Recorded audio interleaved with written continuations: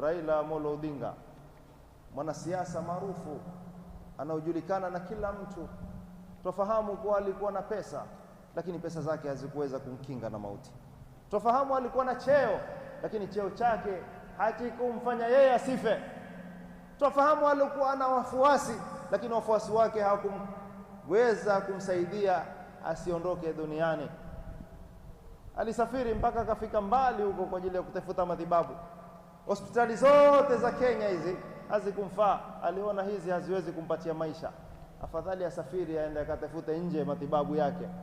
Lakini amekwenda mzima, ikarudi tusi yake.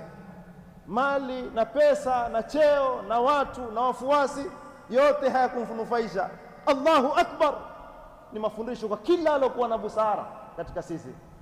Tuma utakavyokutuma, kusanya namna utakavyokusanya, uweka kwenye akaunti yako vile utakavyokuweka.